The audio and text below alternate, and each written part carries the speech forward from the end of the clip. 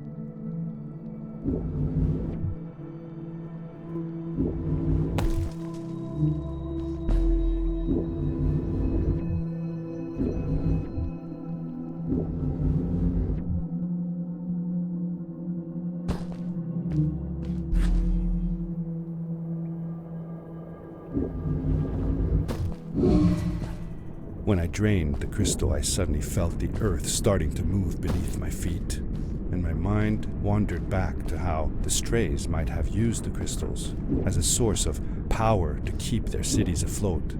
I decided it was best to hurry back the way I came before this whole room came apart.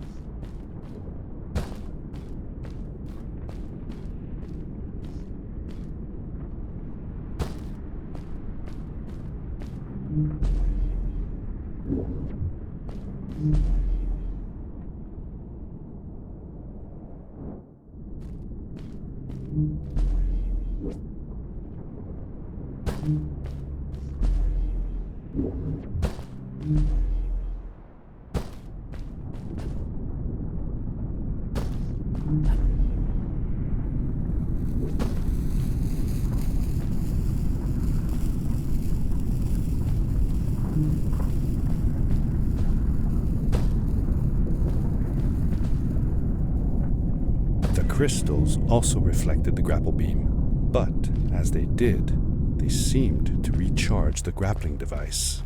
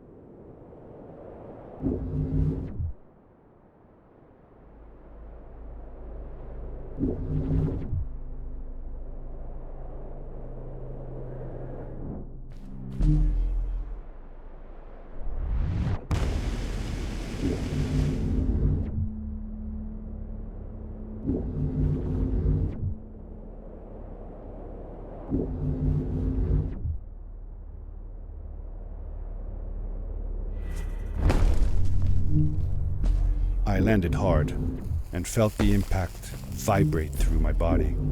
The suit had protected me, but it was in bad shape. The rocket boots were worst off. The crash had ruined the functionality completely. I knew that if I stayed here to fix them, I would probably freeze to death. I had no other choice than to press on.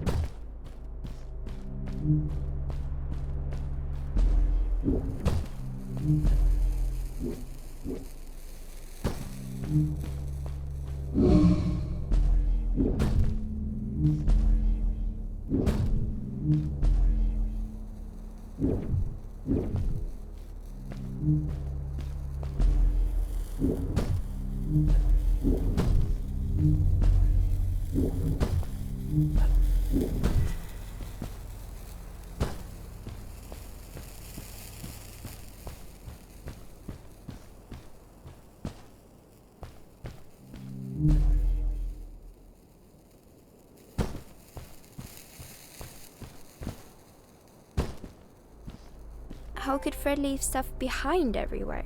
How much was he carrying? As I remember it, Fred wasn't that good at keeping track of all his things. Like you. Hey, it's not like you're any better. Sorry. Anyway, Fred counted on losing a few things on each of his journeys. He always brought more stuff than he needed. For a paddling trip we had, he brought so many life jackets, we could barely fit ourselves in the canoes. Isn't it hard to lose track of a life jacket if you're wearing it? Good point. I guess he didn't really think of that.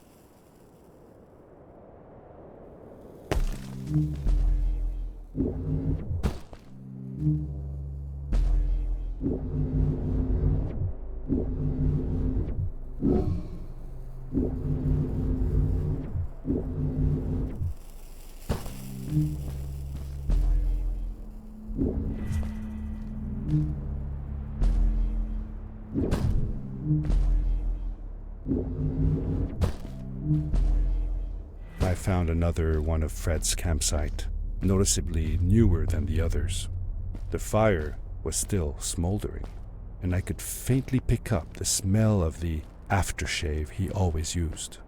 I was closing in on him. I could feel it. He had left some tools behind that I could use to repair my boots. That should do it. Good as new.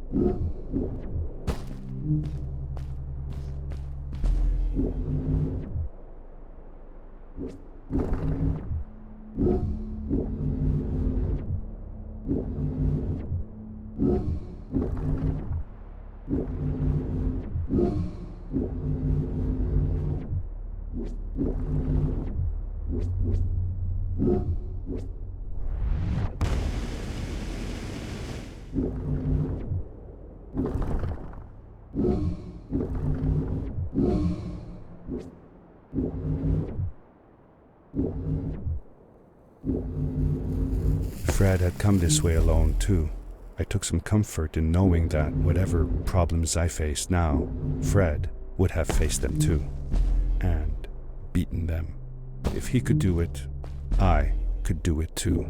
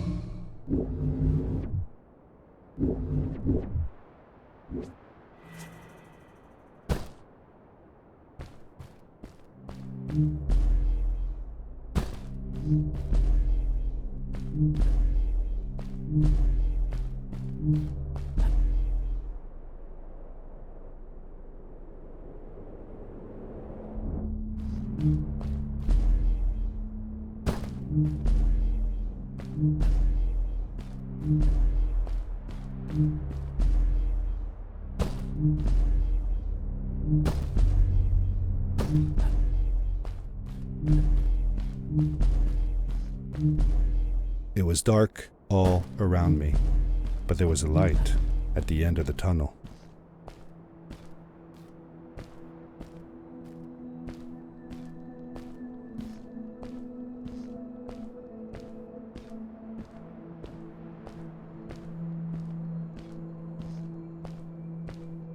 Hello? Nephew? Uncle Fred, I finally found him. My little boy. I'm glad to see you. And you're wearing the suit I made you. But how can you be here? I said that I found the suit in his workshop and that I came looking for him. I'm sorry for being away for so long. But I've been busy down here, you see. The frog people. That was an experiment of mine. Do you remember the eggs I found before? I sent them here by accident, and I had to follow. By the time I got here, they were already growing.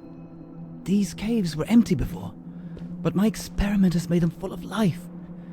I've conducted research on them and documented everything about them. And I built a new crystal-powered pad to be able to get back to my colleagues, show them how fantastic this all is. I interrupted Fred and told him about Maddie, how we came all the way to Starhaven together, and that I had promised to ask him if he would go see her there. Madeline. My little Maddie. I should have taken her to see Starhaven long ago. She was always so curious about the strays. When I left her, I wanted to protect her. Or rather, protect myself from losing her. I've changed my mind. I'm not going home. What does research or praise matter when I can be here with these creatures? They need me. And it's just as well. I don't trust this pad for more than one ride anyway. You need that ride. I didn't want to go home, and I asked if I could stay with him and Maddie instead. I'm sorry, nephew. As much as I enjoy having you here, you must go home. Explore the world on your own. Have your own adventures. I reluctantly agreed to go home. I was going to miss my uncle. I will miss you too. But I'm sure you'll do phenomenal on your own. And don't worry about me or Maddie. We'll be fine. The pad is yours, boy. When you're ready.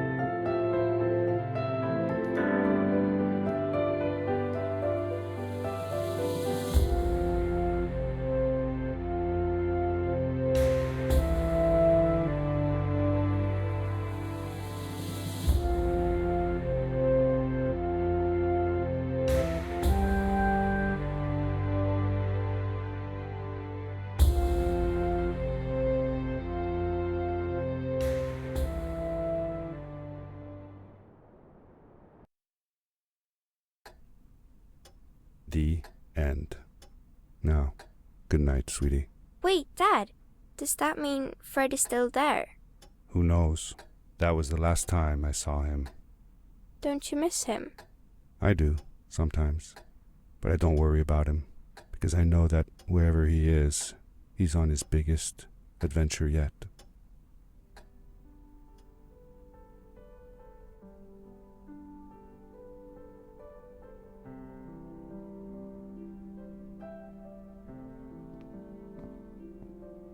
Dear Fred, today I step into the lobby of your house for the last time. My daughter asked me to tell her about an adventure, and I came to think of you. Your house looks just like my mother and I left it years ago. After you'd gone, I was sure she was going to throw out all your stuff, but she just cleaned up. We made you a small memorial.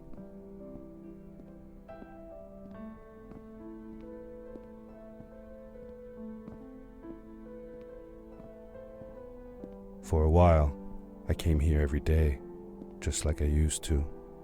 Sometimes, I could even faintly hear your voice, calling from the observatory, asking me to get you this tool or that. I never told my mother about that day. I don't think she would have believed me. Can I believe it? After all these years?